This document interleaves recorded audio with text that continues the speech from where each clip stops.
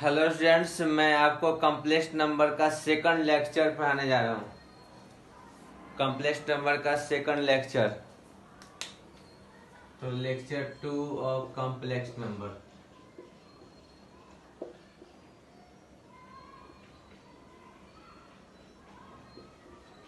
तो यहाँ समझिए, कॉम्प्लेक्स नंबर का जो सेकंड लेक्चर की बात कर रहे हैं। तो पिछला क्लास में बता दिए थे मल्टीप्लिकेटिव इनवर्स जे of Z 1/z, additive inverse of Z -z, फिर स्टैंडर्ड फॉर्म बता दिए थे a+ib। क्लियर। अब देखिए, two complex numbers,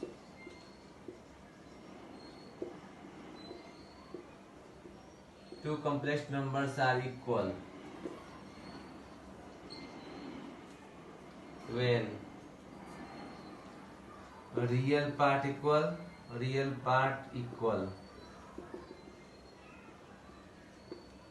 and imaginary part equal।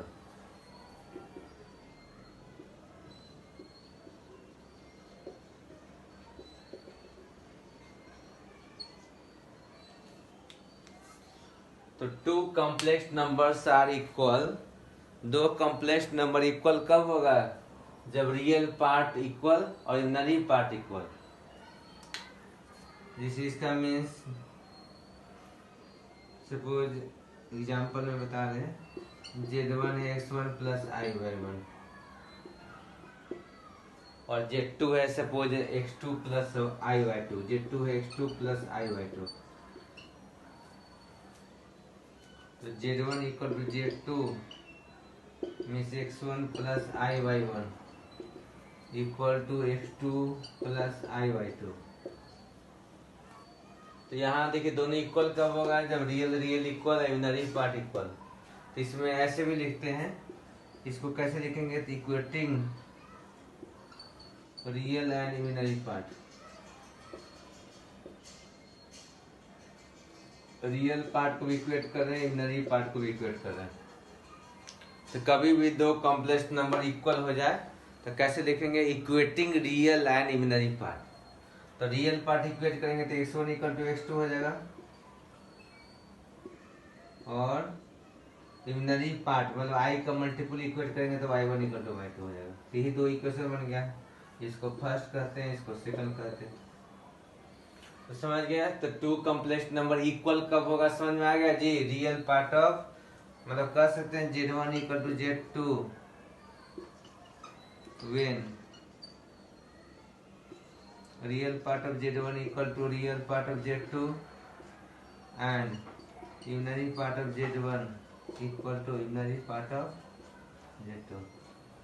तो z1 equal to z2 कब होगा? जब real part z1 equal to real part of z2 and imaginary part of z1 equal to imaginary part of z2। यहाँ तक समझ गया? किसी कोई दिक्कत?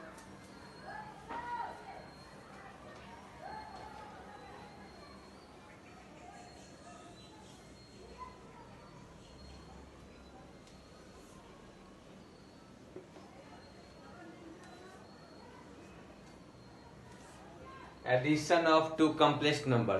टू कॉम्प्लेक्स नंबर को कैसे ऐड करेंगे? तो addition of two complex number,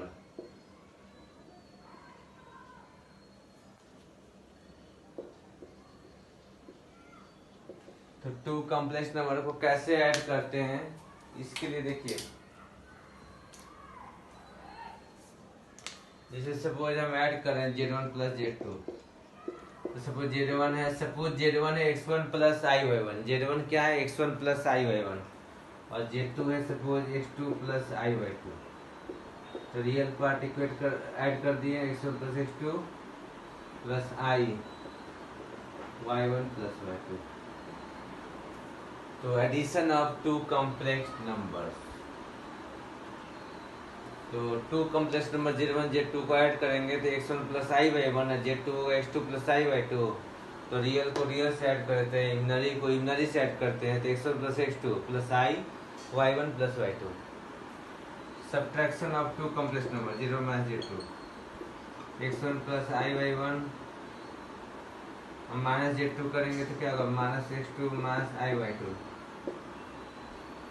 तो यहाँ लिखेंगे तो देखिए, जब ऐड किए दो कॉम्प्लेक्स को, जब दो कॉम्प्लेक्स को ऐड किए तो रियल रियल से जुट गया, यूनरी यूनरी से जुट गया। और जब दो कॉम्प्लेक्स को सब्ट्रैक्ट किए तो रियल रियल से सब्ट्रैक्ट हो गया, यूनरी यूनरी को से सब्ट्रैक्ट हो गया, यूनरी पार्ट यूनरी से सब्ट्रैक्ट हो गया।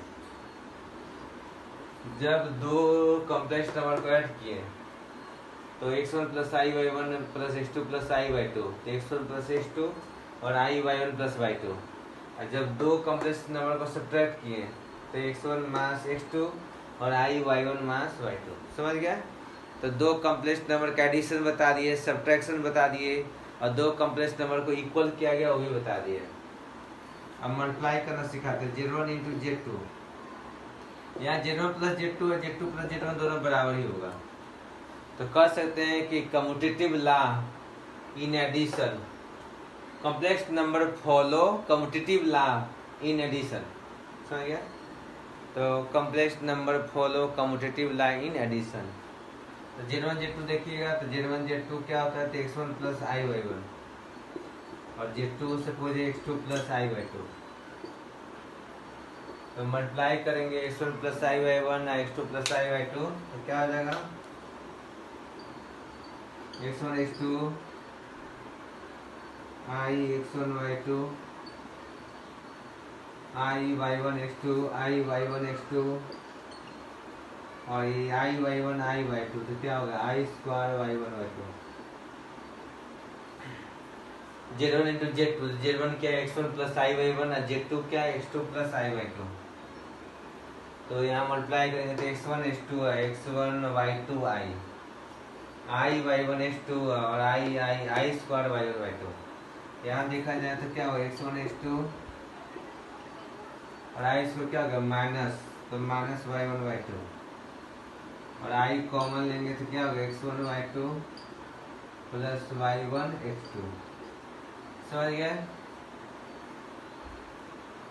तो इस तरह मल्टीप्लाई करना भी सीख गए। Z1 Z2 और देखिएगा Z2 Z1 ये भी बराबर होता है। Z1 minus Z2 not equal to Z2 minus Z1 होता है, बराबर नहीं होता है। तो लिख सकते हैं कि Z1 माइनस Z2 घटाएंगे तो अलग आ जाएगा, और Z2 माइनस Z1 घटाएंगे तो अलग आ जाएगा। लेकिन Z1 प्लस Z2 और Z2 प्लस Z1 बराबर होता है, Z1 Z2 और Z2 Z1 बराबर होता है। तो कह सकते हैं complex number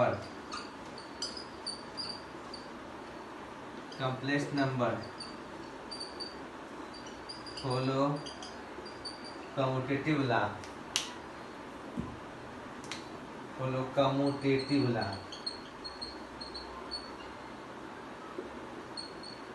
in addition,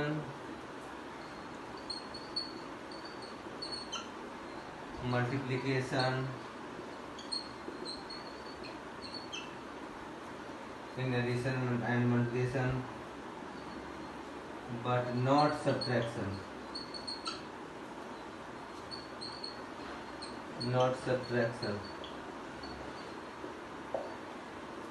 The complex number follow commutative law in addition and multiplication, but not subtraction.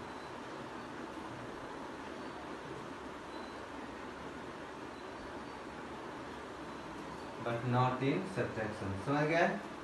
तो कोई दिक्कत यहाँ तक समझ में आ रहा है आप लोग को जी? तो कॉम्प्लेक्स नंबर में ऐड करना सीख गए, सब्ट्रैक्ट करना सीख गए, मल्टीप्लाई करना सीख गए। दो कॉम्प्लेक्स नंबर इक्वल कब होता है ये बता दिए। अच्छा, ये मॉडुलस का कांसेप्ट बताते देखिए।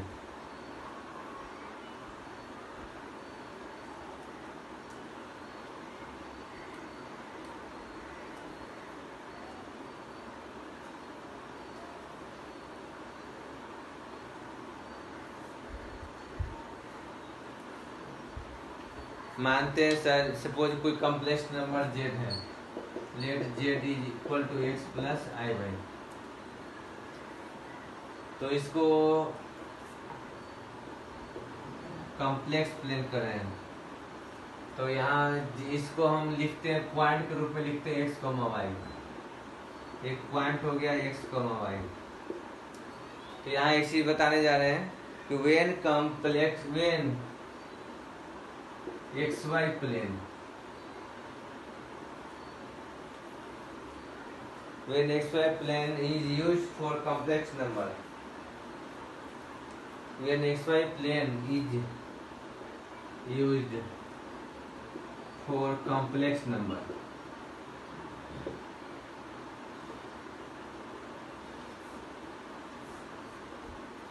एक्स वाई प्लेन को अब हम किसके लिए यूज करने जा रहे हैं? कम्प्लेक्स नंबर के लिए यूज करने जा रहे हैं। और रियल पार्ट को एक्स कर रहे हैं, एक्स कोऑर्डिनेट, और इमेजिनरी पार्ट को क्या बोल रहे हैं? Y coordinate. जेड है ना जी, एक्स प्लस आई वाई, तो रियल पार्ट को एक्स कोऑर्डिनेट कर रहे हैं, और आई का मल्टीपल जो वाई है उसको क्या बोल रहे हैं? वाई कोऑर्डिनेट बोल रहे हैं। जैसे था x1 प्लस आई वाई वन, तो x1 क्या हुआ? एक्स कोऑर्डिनेट, और y1 क्या हुआ? Y coordinate. क्लियर? तो यहाँ क्या देख रहे हैं? तो कॉम्प्लेक्स जो है वो कॉम्प्लेक्स नंबर को real part comma imaginary part, real part को अब शीशा ले रहे हैं, इमेजिनरी पार्ट को ऑर्डिनेट ले रहे हैं। तो जब X Y plane is used for complex number, then this plane is known as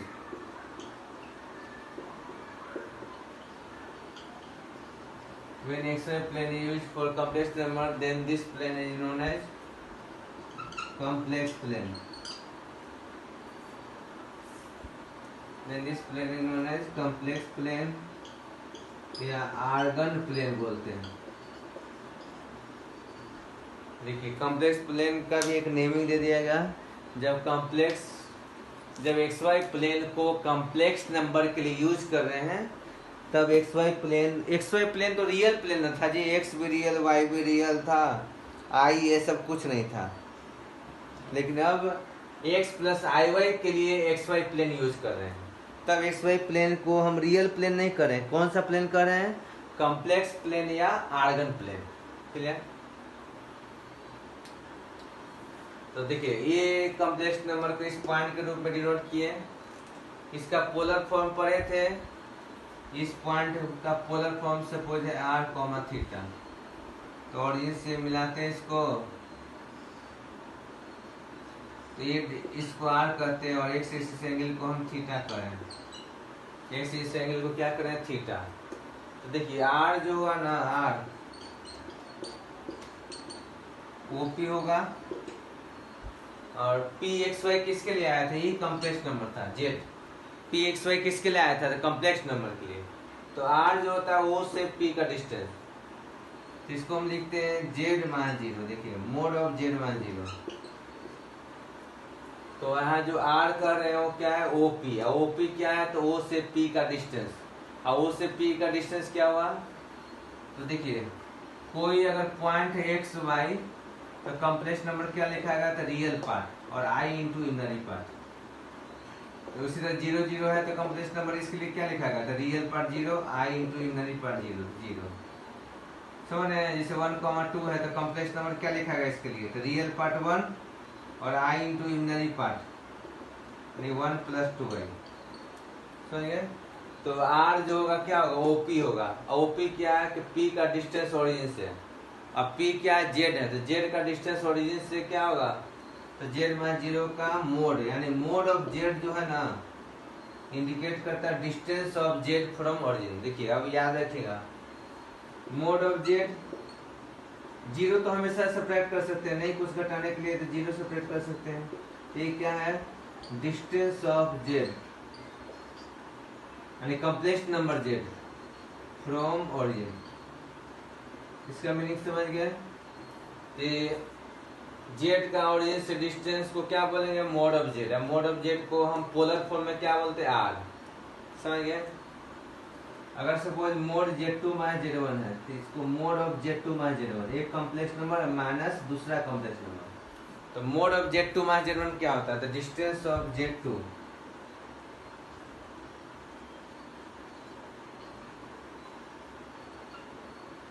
distance of Z2 from Z1।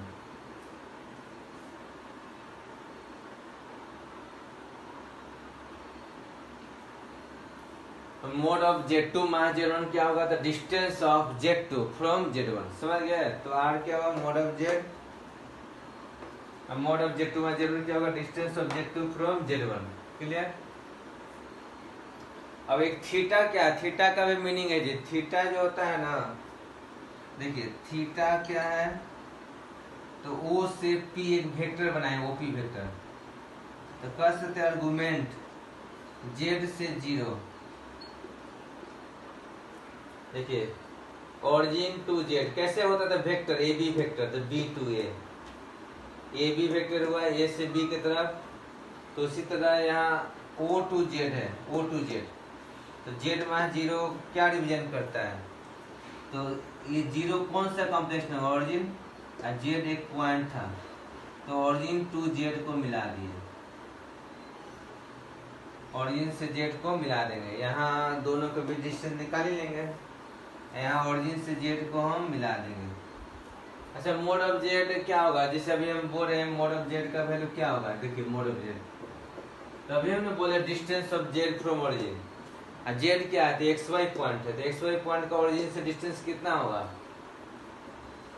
x minus 0 square plus y minus 0 square होगा। Distance of Z from origin, और Z क्या है, तो XY है और origin 0 0 है, तो दो पॉइंट के बीच डिस्टेंस, कोऑर्डिनेट तो पड़े ही है, तो डिस्टेंस फॉर्मूला से डिस्टेंस निकाल सकते हैं, तो x minus 0 square plus y minus 0 square का रूट, मतलब कह सकते हैं कि मोड ऑफ Z है तो real part of Z, x क्या था याद है, अरे x क्या था, real part of Z, x क्या था यहाँ, रियल पार्ट ऑफ Z, और y क्या था, इमेजिनरी पार्ट ऑफ Z। तो कह सकते हैं कि root of real part of Z square plus imaginary part of Z square, समझ गया।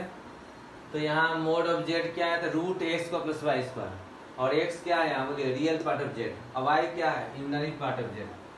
तो कर सकते हैं mod of Z root x को प्लस y स्क्वायर, x क्या हुआ, रियल पार्ट ऑफ Z, और y क्या होगा, imaginary part of Z, real part of Z square plus imaginary part of Z square, समझ।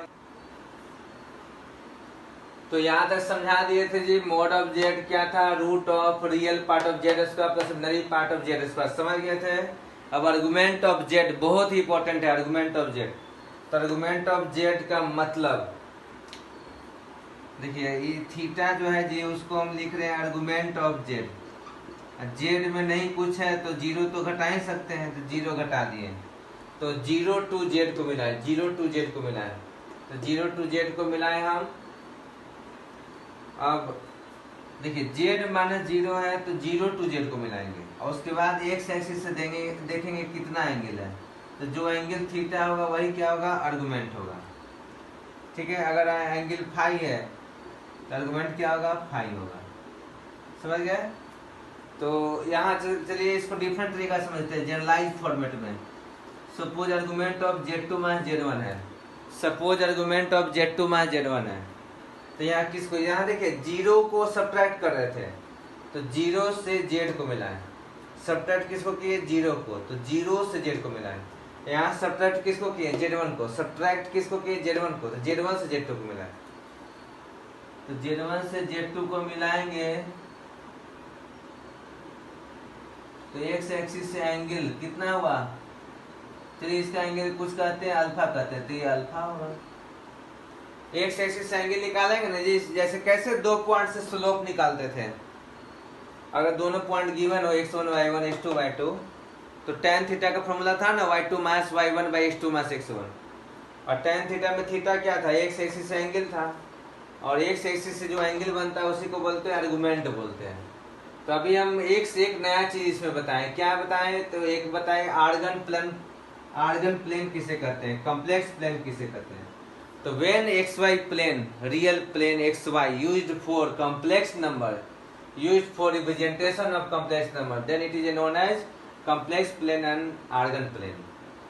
फिर पोलर फॉर्म में r theta था, तो r को बोलते हैं मोड ऑफ Z, और थीटा को बोलते हैं आर्गुमेंट ऑफ Z। आर्गुमेंट का एक और नाम है एम्पलीट्यूड ऑफ Z। तो बता रहे थे, समझ गए जी, आर्गुमेंट या एम्पलीट्यूड दोनों क्या एंगल जो बना रहा था x एक्सिस से उसको बोल रहे थे, और इसको मॉडुलस ऑफ Z, इसको बोलते हैं एब्सोल्यूट वैल्यू या modulus of Z। Absolute value, absolute value या मॉडुलस ऑफ जेड बोलते हैं, जो डिस्टेंस के रूप में बताए थे। तो यहाँ तक आप लोग समझ गए। अब आगे और भी पार्ट बताने जा रहे हैं।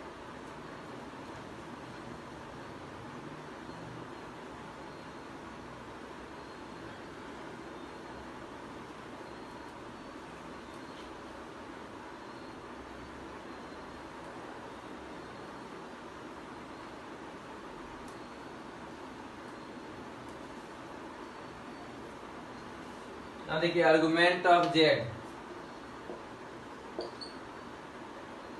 या principal value of argument of Z,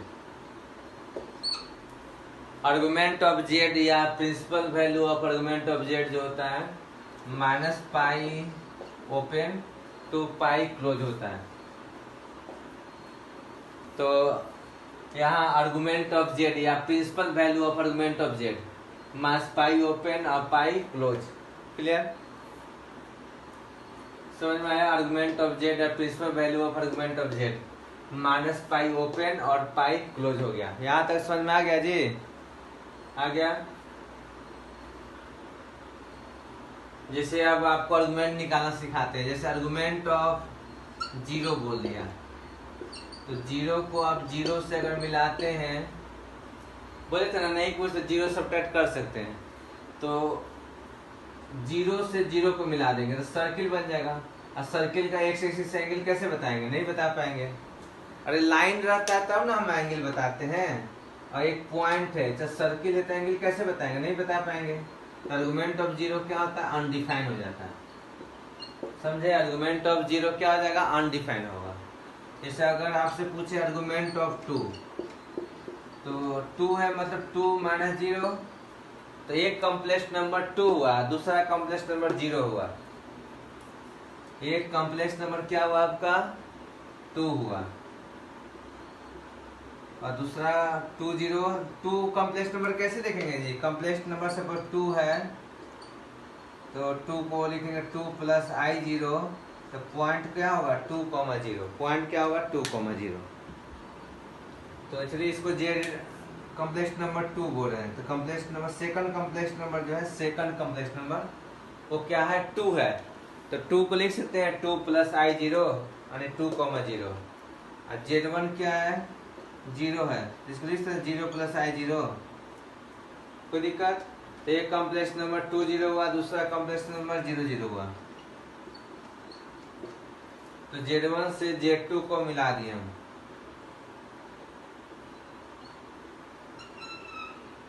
तो जेड वन से जेड टू को मिला दिए जी, जेड वन से जेड टू को। कोई दिक्कत? और जेड वन से जेड टू को जब मिला देंगे हम, जेड वन से जेड टू को मिला देंगे, तो इसका एक्स एक्सिस एंगल कितना आ रहा है? बताइए, एक्स एक्सिस एंगल कितना आ रहा है? तो एक्स एक्सिस पर ही तो लाई कर गया, तो एक्स एक्सिस एंगल कितना आ रहा है? जीरो। तो आर्गुमेंट ऑफ टू जीरो या argument of any positive number, any positive number. Complex number को पॉजिटिव नेगेटिव नहीं करते हैं, कोई positive real number. Argument of any positive real number, वो भी पॉजिटिव रियल नंबर है, एनी पॉजिटिव रियल नंबर है, तो उसका आर्गुमेंट क्या होगा? जीरो। समझे जी? और आर्गुमेंट ऑफ जीरो कोई पूछेगा तो क्या बोलेंगे? अनडिफाइंड। और निगेटिव एग्जांपल में लेते हैं, suppose argument of minus three लेते हैं, तो माइनस थ्री लेंगे आर्गुमेंट, तो माइनस थ्री तो यहाँ हो गया माइनस थ्री। देखिए माइनस थ्री को लिख सकते हैं माइनस थ्री माइनस जीरो। तो यहाँ एक कॉम्प्लेक्स नंबर क्या हुआ? एक कॉम्प्लेक्स नंबर जेड टू हुआ माइनस थ्री। माइनस थ्री का मतलब, अरे कॉम्प्लेक्स नंबर माइनस थ्री अगर है तो minus three plus I zero लिख दोगे तो कौन सा पॉइंट हो जाएगा? Minus three zero. तो माइनस थ्री जीरो लोकेट करना आता है ना पॉइंट को, तो माइनस थ्री जीरो लोकेट किया, और माइनस थ्री जीरो को किससे मिलाएंगे? ऑरिजिन से। माइनस थ्री जीरो को किससे मिलाएंगे? ऑरिजिन से। तो ऑरिजिन से -3 को एक्स एक्सिस एंगल कितना बनाना पड़ा बोलिए? X positive axis. कौन सा एक्स एक्सिस एंगल बनाते थे? तो फ्रॉम पॉजिटिव एक्स एक्सिस, मतलब यहाँ नोट में लिखते हैं एंगल मेजर्ड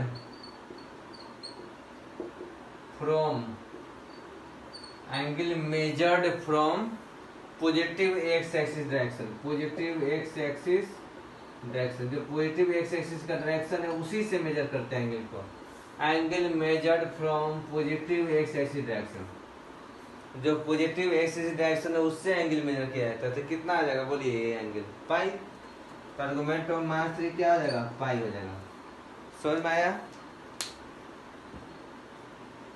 तो यहाँ भी हम एक कंसेप्ट लगाते हैं, जैसे कैसे बताएं? आर्गुमेंट का एक और नाम बताएं जी, एम्पलीट्यूड। तो आर्गुमेंट या एम्पलीट्यूड पॉजिटिव रियल नंबर के लिए क्या होगा? 0। उसी प्रकार आर्गुमेंट या amplitude of negative real number, कोई भी निगेटिव रियल नंबर हो, जैसे निगेटिव रियल नंबर -3, -4, -5, सबका क्या आ जाएगा? पाई आ जाएगा। कोई याद नहीं कर रहे कंसेप्ट, कोई भी निगेटिव है तो इधर लोकेट होगा, इधर निगेटिव कोई भी लोकेटेड होगा निगेटिव एक्स। तो यहाँ तक समझ में आ गया था जी?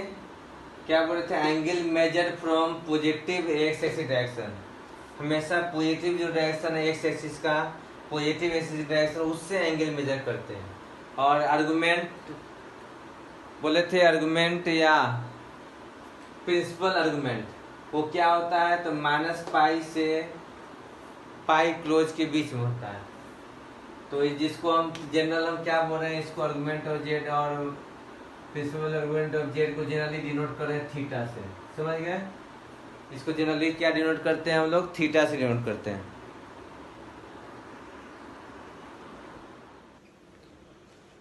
हेलो स्टूडेंट्स, कॉम्प्लेक्स नंबर चल रहा था, आर्गुमेंट बता दिए थे, मॉडुलस बता दिए थे।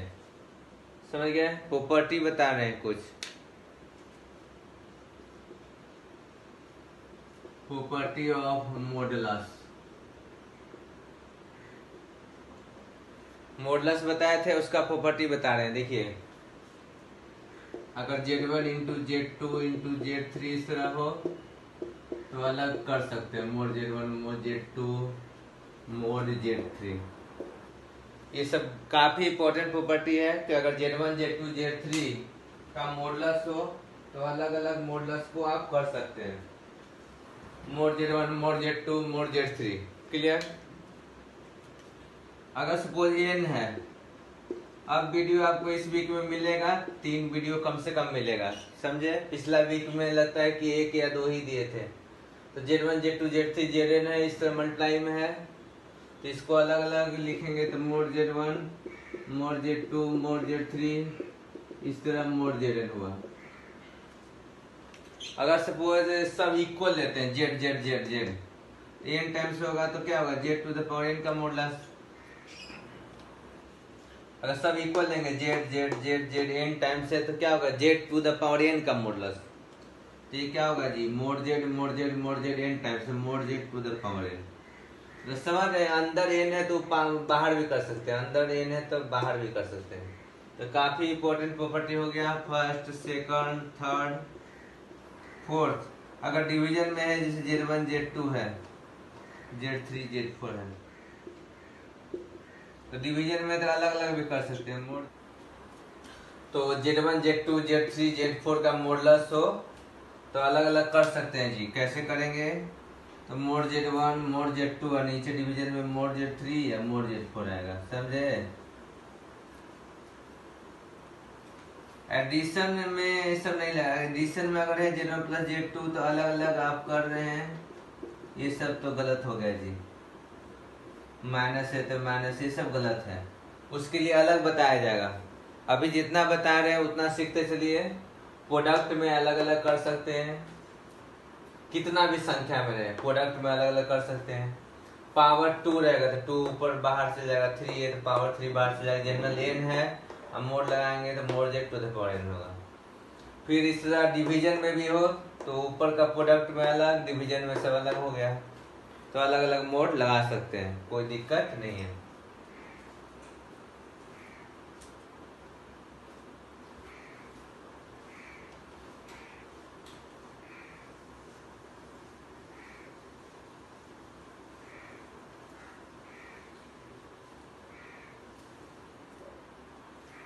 हाँ देखिए, कंजुगेट आर्गुमेंट का भी प्रॉपर्टी बताएंगे, पहले कंजुगेट देख लीजिए। Conjugate of Z denoted as Z bar. Conjugate of Z क्या होता है? Z bar. कोई भी कॉम्प्लेक्स नंबर जेड है उसका कंजुगेट पूछा जाए तो जेड का कंजुगेट क्या होगा? तो जेड बार होगा। समझ गए? जेड का कंजुगेट क्या होगा? जेड बार। जैसे एग्जांपल में जेड सपोज एक्स प्लस आई वाई है तो जेड बार क्या होगा? X minus i Y. मतलब देखा जाए कंजुगेट अगर बनेगा तो आई को हटा के माइनस आई लिख देते हैं। तो जेड एक्स प्लस आई वाई है तो जेड बार क्या होगा? X minus i Y. समझ गए? या तो कर सकते हैं या वाई को चेंज करके माइनस वाई कर रहे हैं। तो कंजुगेट समझ गए? तो यहाँ देखिए जेड का मॉडुलस कितना आया? इसका मॉडुलस निकालना सिखाए थे ना, रियल पार्ट का स्क्वायर प्लस इमेजिनरी पार्ट का स्क्वायर। और जेड बार का मॉडुलस ये भी बताए थे, रियल पार्ट एक्स है तो एक्स स्क्वायर और इमेजिनरी पार्ट यहाँ क्या होगा? इमेजिनरी पार्ट तो माइनस वाई। ये भी सेम ही है। एक प्रॉपर्टी हो गया कि जेड का मॉडुलस और जेड बार का मॉडुलस सेम होता है। तो फोर्थ प्रॉपर्टी कह रहे हैं जेड का मॉडुलस इक्वल टू जेड बार का मॉडुलस। समझ गए? अब देखिए जेड इंटू जेड बार मल्टीप्लाई करके देखिए, जेड इंटू जेड बार। तो जेड इंटू जेड बार मल्टीप्लाई करते हैं हम तो x plus I Y x minus i Y Z into z bar, Z into z बार। तो जेड क्या? एक्स प्लस आई वाई, जेड बार क्या? X minus i Y. तो क्या होगा? X square minus i y का होल स्क्वायर वाई स्क्वायर। और ये क्या होगा? एक्स का plus y square mod z square.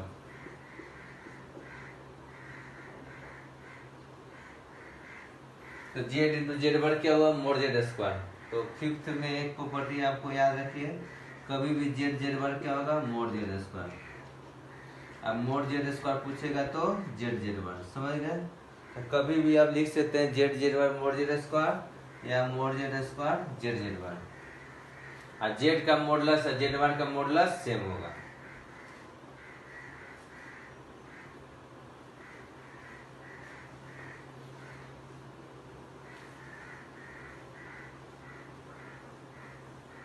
अब आपको बताने जा रहे हैं प्रॉपर्टी ऑफ आर्गुमेंट।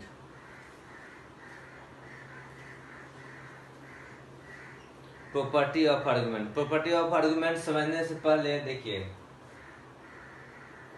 ये y एक्सिस था, x एक्सिस है और कोई पॉइंट है x, y और इसी को हम पोलर फॉर्म में लिखे थे। याद कीजिए, इसी को पोलर फॉर्म में लिखे थे r थीटा। इसी को पोलर फॉर्म में लिखे थे r, थीटा।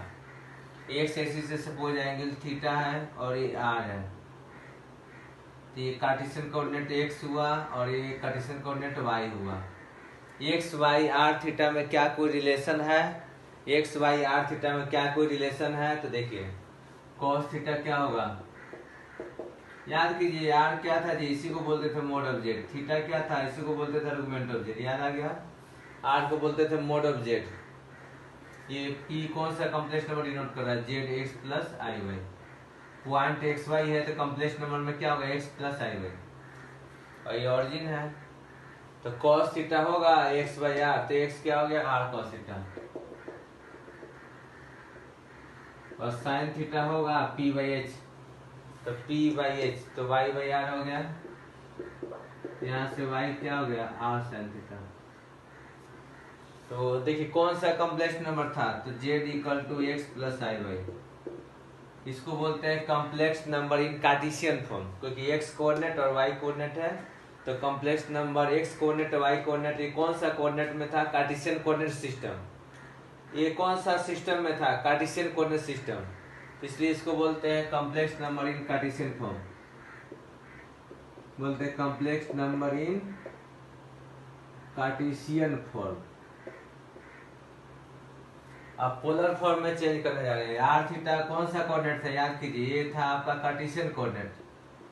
कोऑर्डिनेट तो आप लोग का बहुत अच्छा है, तो उसमें बताया गया था कार्टेशियन कोऑर्डिनेट, इसको बोलते हैं XY को, और इसको बोलते हैं पोलर कोऑर्डिनेट, इसको बोलते हैं पोलर कोऑर्डिनेट। ठीक है, तो अब x को लिख दिए, क्या लिखेंगे, r cos थीटा। y को क्या लिखेंगे, r sin थीटा। z बराबर x प्लस आई वाई, x को क्या लिख रहे हैं, r cos थीटा, y को क्या लिख रहे हैं, r sin थीटा। तो r कॉमन ले लिए, cos theta plus i sin theta. हम बताए थे r क्या है, मोड ऑफ z, थीटा क्या, आर्गुमेंट ऑफ z। तो z क्या होगा, तो r हुआ mode of z, theta argument of z।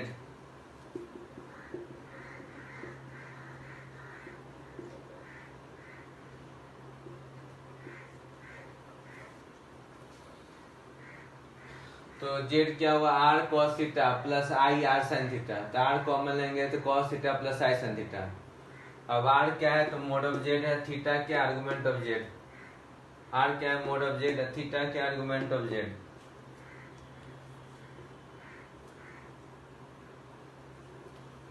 तो यहाँ देखिए, याद रहेगा z equal to mod z, theta तो आर्गुमेंट ऑफ z था, लिख दिए, तो यही है। अब जैसे आर्गुमेंट z 60 डिग्री आया, तो cos 60 हाफ नहीं लिखेंगे, अगर हाफ लिख दिए तो फिर कैंसिल होके ही आ जाएगा। मतलब जो भी एंगल आए, 120 डिग्री आए, 60 डिग्री आए, 30 डिग्री आए, cos 30 का वैल्यू नहीं लिखना है, cos 60 का वैल्यू नहीं लिखना है।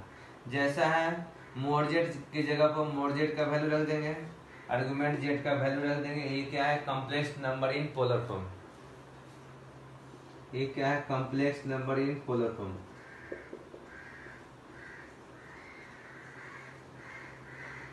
Complex number in polar form, समझ गए। तो कोई भी कॉम्प्लेक्स नंबर का एक चीज और बता रहे हैं आपको, एक होता है यूलर फॉर्म। कॉम्प्लेक्स नंबर का रिसर्च यही किए हैं, यूलर। कॉम्प्लेक्स नंबर का रिसर्च कौन किए हैं, यूलर नाम के मैथमेटिशियन किए थे। यूलर फॉर्म क्या कहता है, तो cos theta plus i sin theta को हम लोग लिख सकते हैं, i sin थीटा को लिख सकते हैं e to the power i theta. अब थीटा पावर में कैसे चला गया, तो देखा गया कि जब इसको मल्टीप्लाई करते हैं हम, जैसे cos theta plus i sin theta को cos theta plus i sin theta से मल्टीप्लाई करते हैं, तो ये 2 थीटा हो जाता है। ये सेम चीज को 3 बार मल्टीप्लाई करेंगे तो 3 थीटा होगा। मतलब मल्टीप्लाई कर रहे हैं तो एंगल बढ़ते जा रहा है, तो मल्टीप्लाई करने पर एंगल ऐड होते जा रहा है। तो ऐसा तभी होगा, मल्टीप्लाई करने पर एंगल ऐड तभी होगा जब एंगल पावर में हो। और बेस से नहीं कुछ समझ में आया तो क्या, नेचुरल बेस ही लिए, और इधर आयोटा है इन्वॉल्व, तो इधर भी आयोटा चाहिए तो आयोटा लिख दिए। क्लियर। तो cos theta plus i sin theta e to the power i theta लिखते हैं, कभी भी इसको a लिख सकते हैं और इसको a लिख सकते हैं, दोनों कन्वर्जन याद रखिएगा। e to the power i theta को कभी भी हम लिख सकते हैं cos theta plus i sin theta, और कभी भी cos theta plus i sin theta को e to the power i theta लिख सकते हैं। इसका एक और नोटेशन है, देखिए cos theta plus i sin theta को हम लोग शॉर्टकट में सिस थीटा भी लिखते हैं। सिस थीटा का मतलब होता है cos theta plus i sin theta, समझे जी। और वही थीटा के जब माइनस थीटा रख देंगे तब, तो cos theta minus i sin theta अगर होगा तो यहाँ क्या आ जाएगा, e to the power minus i theta आ जाएगा। cos theta minus i sin theta होगा तो क्या लिखाएगा, e to the power minus i theta, या इसी का reverse e to the power minus i theta तो क्या लिखाएगा, cos theta minus i sin theta. ये सबसे पहले कौन बताया ऐसा चीज। इसका फायदा क्या हुआ, जब मल्टीप्लाई करते थे ना तो देखते थे कि एक का एंगल थीटा 1 है और दूसरा का एंगल थीटा 2 है, तो मल्टीप्लाई करते थे तो देखते थे कि एंगल ऐड हो गया, थीटा 1 प्लस थीटा 2। तो मल्टीप्लाई करने पर एंगल ऐड हो रहा है, तो एंगल क्या कहाँ होना चाहिए, पावर में, क्योंकि मल्टीप्लाई में ऐड पावर में ही होता है अगर बेस सेम हो। कैसे, जैसे याद कीजिए x to the power m into x to the power n, जब बेस सेम था तो पावर ऐड होता था ना जी। तो मल्टीप्लाई में एंगल ऐड हो जा रहा है, इसका मतलब एंगल पावर में है। अब बेस नहीं पता चल रहा है तो नेचुरल बेस ई ले लिए, और इधर कॉम्प्लेक्स नंबर था तो आयोटा इन्वॉल्व था, इधर भी आयोटा लिख दिए। तो इस पर बेस्ड बहुत सारा थ्योरम बना है। एक थ्योरम और है, देखिए बताते हैं।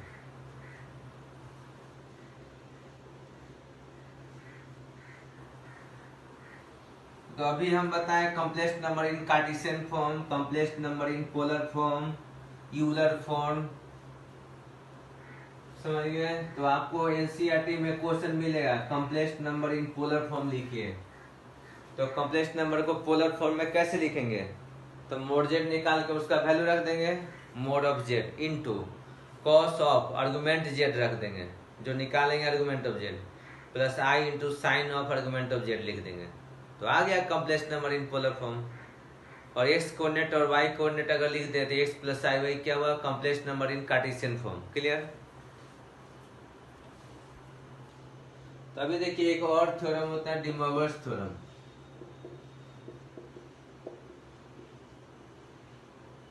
डी मोवर्स थ्योरम बहुत फेमस था पहले, अभी भी यूज होता है। पहले सब्जेक्टिव में आता था प्रूव दैट, पहले बोर्ड जब सब्जेक्टिव, अभी भी तो सब्जेक्टिव है ही, तो सब्जेक्टिव में आने का चांस बहुत ज्यादा है। cos theta plus i sin theta to the power n। अच्छा अब तो 11 का बोर्ड है नहीं, पहले जब 11 का भी बोर्ड में क्वेश्चन आता था तो उस समय ये फेमस था और जरूर पूछता था। तो cos theta plus i sin theta to the power n है, तो cos n theta plus i sin n theta for all n natural number. ये डी मोवर्स थ्योरम। इसको प्रूफ कैसे करते थे, तो मैथमेटिकल इंडक्शन यूज करते थे। इसको प्रूफ करने के लिए हम लोग क्या करते थे, मैथमेटिकल इंडक्शन प्रूफ करते थे। मेरे समय में 11 12 दोनों का पूछा जाता था। 12 में 11 का भी पूछा जाता था, 12 का भी पूछा जाता था। तो वैसे समय इसको कैसे प्रूफ करते थे, मैथमेटिकल इंडक्शन से। तो आराम से मैथमेटिकल इंडक्शन का कंसेप्ट क्या है, तो 4n = 1 cos theta plus i sin theta LHS, और RHS n1 रखेंगे तो cos theta plus i sin theta, तो LHS RHS बराबर है। जो मैथमेटिकल इंडक्शन पढ़े होंगे वो तुरंत बना देंगे। 4n = 1 LHS cos theta plus i sin theta to the power 1, RHS cos 1 theta plus i sin theta. तो 4n = 1 LHS = RHS हुआ। Assuming it is true for n = k, assuming it is true for n = k, तो n = k मानेंगे तो cos theta plus i sin theta to the power k क्या होगा, cos k theta plus i sin k theta. Equation first, for n = k + 1 LHS cos theta plus i sin theta to the power k + 1, इसको break करेंगे तो cos theta plus i sin theta power k into cos theta plus i sin theta, और cos theta plus i sin theta to the power k जो assume किए थे उसका use कर लेंगे, LHS RHS बराबर आ जाएगा। तो मैथमेटिकल इंडक्शन से प्रूव करने का कोशिश कर सकते हैं, नहीं बनेगा तो पूछ भी सकते हैं। अब इसको याद करना, हम लोग शॉर्टकट में यूलर मेथड का तो खुद प्रूव नहीं है, तो शॉर्टकट में इसका यूज मतलब याद करने के लिए ट्रिक्स क्या है, देखिए अगर ये भूल जाते डी मोवर्स थ्योरम तो शॉर्टकट ऐसे सोच सकते हैं। कैसे सोचेंगे, तो cos theta plus i sin theta क्या बताया गया था, e⁻θ। ओरिजिनल प्रूफ जो है मैथमेटिकल इंडक्शन, इसका ओरिजिनल प्रूफ क्या है, मैथमेटिकल इंडक्शन। लेकिन शॉर्टकट में सोच सकते हैं कि cos theta plus i sin theta क्या होता है, e⁻θ। अब पावर n है, n मल्टीप्लाई हो जाएगा तो आई n थीटा, और आई के देखिए हम लिखवाए थे कि आई इंटू थीटा हो तो cos theta plus i sin theta, तो आई इंटू एन थीटा होगा तो क्या होगा, cos n theta plus i sin n theta. समझे, तो प्रूव हो गया। देखिए कितना आसानी से, तो यूलर फॉर्म के हेल्प से तो बहुत आसानी से प्रूव कर लेते हैं। जैसे cos theta plus i sin theta है, अब पावर n है, तो cos theta plus i sin theta लिख दिए e⁻θ पावर n, तो n थीटा मल्टीप्लाई हो गया तो n थीटा, और इसको ब्रेक करेंगे आई n थीटा, तो आई थीटा था तो cos थीटा आई sin थीटा, और आई n थीटा है तो cos n theta plus i sin n theta. तो समझ गए, तो ये डी मोवर्स थ्योरम याद रखिएगा। और यूलर फॉर्म में याद हो गया cos theta plus i sin theta e⁻θ, ये भी याद हो गया। कॉम्प्लेक्स नंबर पोलर फॉर्म में याद हो गया, mode Z cos argument of Z plus i sin argument of Z. Cartesian form में तो सीधे एक्स कोऑर्डिनेट प्लस आई इंटू वाई कोऑर्डिनेट वो बता दिए। फिर आपको कंजुगेट बताएं, जेड का कंजुगेट जेड बार एक्स प्लस आई वाई है तो उसका कंजुगेट क्या होगा, एक्स माइनस आई वाई। फिर जेड का मॉडुलस जेड बार का मॉडुलस बराबर होता है जेड बार क्या बताएं, मोड जेड स्क्वायर। फिर मॉडुलस का प्रॉपर्टी में बोले हैं कि जेड 1 जेड 2 मल्टीप्लाई में तो अलग अलग कर सकते हैं, डिवाइड में है उसमें भी अलग अलग कर सकते हैं। तो ये सब प्रॉपर्टी एडिशन सब्ट्रैक्शन के लिए अभी नहीं बताया गया है, और डायरेक्ट अलग अलग करेंगे एडिशन सब्ट्रैक्शन में तो क्या हो जाएगा, गलत हो जाएगा। समझ में आया? तब नेक्स्ट क्लास में बताएंगे।